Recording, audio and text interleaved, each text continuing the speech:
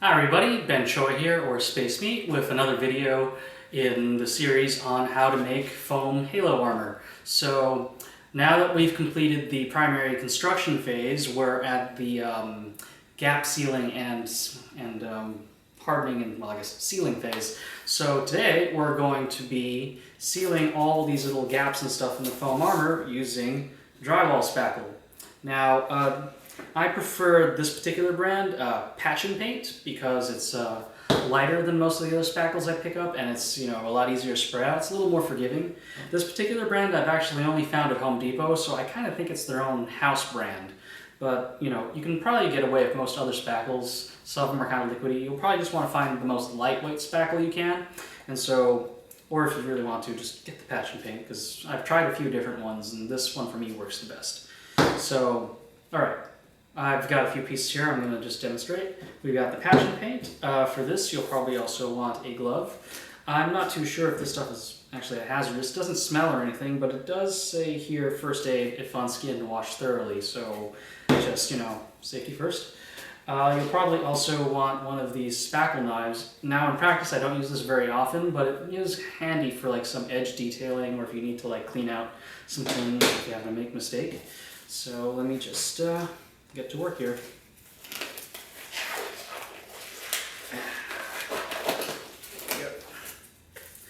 Alright, so Patch and Paint. So this stuff is incredibly light. Like once you dig it, it's like, it's almost like digging into a cloud. Once you dig, you just have to try it for yourself basically. So as you can see, like here, my seaming on this thigh was not 100% perfect. And let me see. I'm going to fill it in with the spackle. So let me just dig in here with my finger, get a little bit. All I have to do is really just smear it in there. Use your finger. Yeah, it's got a good consistency. Let's see here.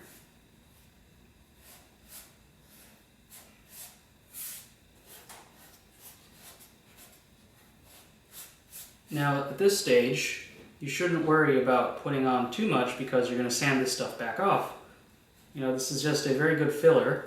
Now, I've found that this stuff is not exactly super flexible, so if you'd rather use like silicone sealant or something else, you're welcome to.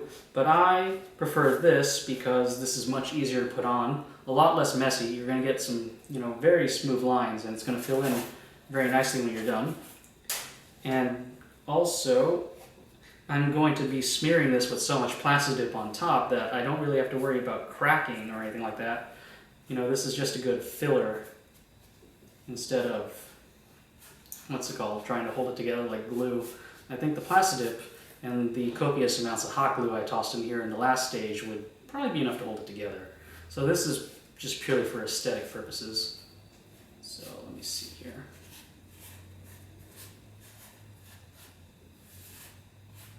Just smooth it off your fingers. Find the edges, fill the gaps, just rub it along there. It's not too hard. Now, this stuff actually sets incredibly quickly. I found, if I'm starting this, I'm going to go all the way around. By the time I get to maybe about here, the stuff I've already applied at this side of the thigh, it's already hardened, so it's pretty ready to sand. You can knock out a lot of armor relatively quickly with this Patch and Paint, which is why I like it so much. Let me see here. I'm just going to finish this up. I don't think you want to see me doing this all day. Yeah. But, as you can see here, it's very good for, filling it out. There's like lots of gaps here. This stuff is also, it's a very good filler. I will say, especially noticeable on this chest plate here, because you'll see there's a lot of gaps.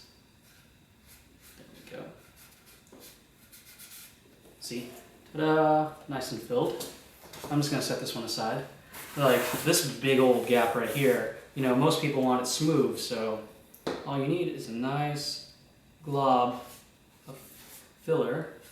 Just stick it in there, wipe off the excess, and you can have a nice big line filling across. So let me just get this done.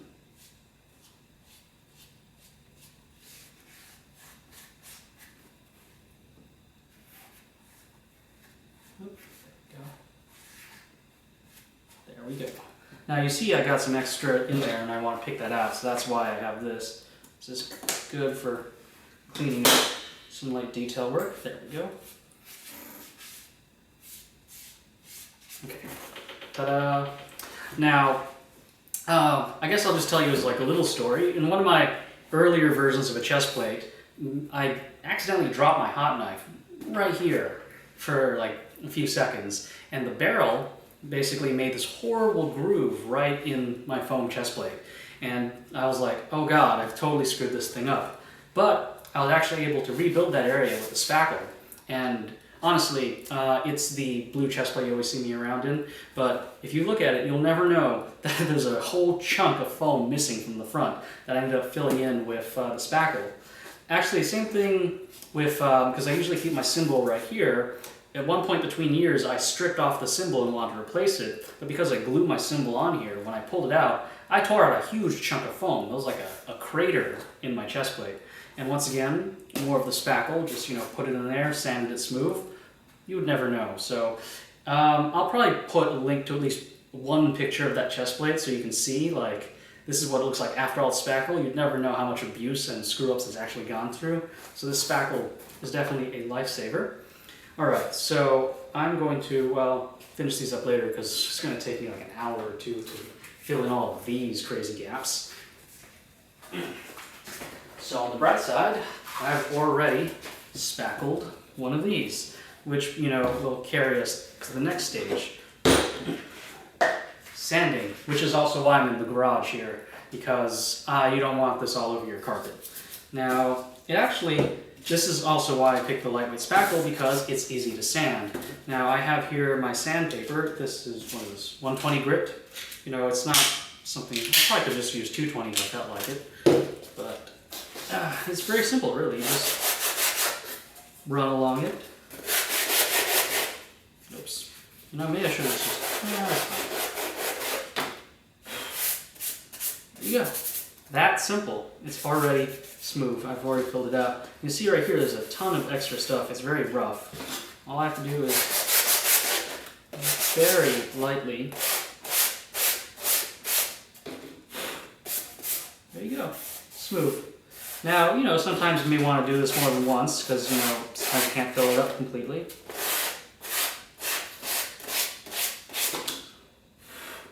There we go. But obviously, the turnaround time on this is so fast that I'm going to finish all of these pieces I have tonight. Also a pair of shoes down here. See? Now I think about it, 220 might actually be too rough. I can probably just use, 120 is too rough. I could probably just use a 220 and get away with it. Because this stuff comes off extremely easily. And sands really smooth. So you can already see the gaps are filled. I mean, it's kind of hard to tell. Well, yeah, probably hard to tell right now, but if I run my fingers over it, it's actually pretty smooth.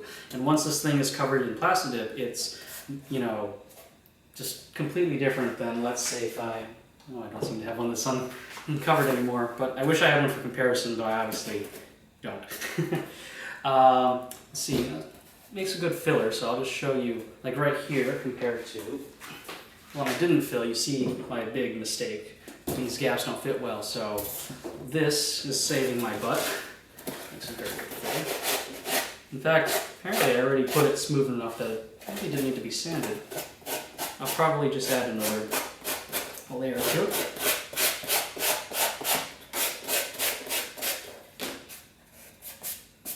Yeah. Yes, in hindsight, I'm going to say now, you may actually want to use a finer grit than 120 because I am totally grinding into the foam. Of course, you know, once I get to the Plastidip, it's not going to matter anyhow. It's going to smooth it all over, but, you know, you just want to try to keep things as nice as possible while you're going. So I'm going to go transition to some 220 after this. So there, lesson learned. 120 not so necessary. Oh wait, okay. This is 60. That was 60. Okay. Maybe 120 is right, guys. Okay. Yeah. 120. Let's try that. Okay, I was right the first time. 120. Also use 1. Let's see. Yep. I think I've actually nearly sanded the entirety of this thigh already. Let me... That.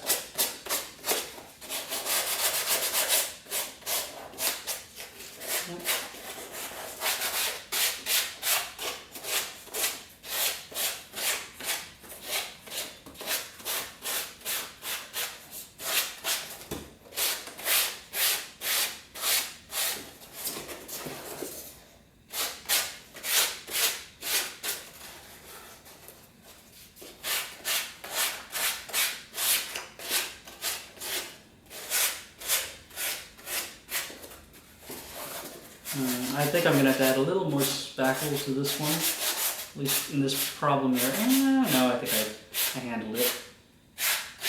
Yes. Alright, so 120 sandpaper, everybody. That works. Don't use the 80. I actually now have some problem areas I'm going to have to fix because I sanded it way too much. But that's fine. Nothing a little spackle and plastic that can't fix. Ta-da! All sanded. And in fact, I think while you have been watching me do all of this... No, not hard enough yet. Yeah, we'll come back to this one probably later. Okay, so I think that pretty much covers the, what's it called, spackle and edge sealing phase of it. Next is Plastidip, which I'll cover in the next video. Thank you for watching, and stay tuned.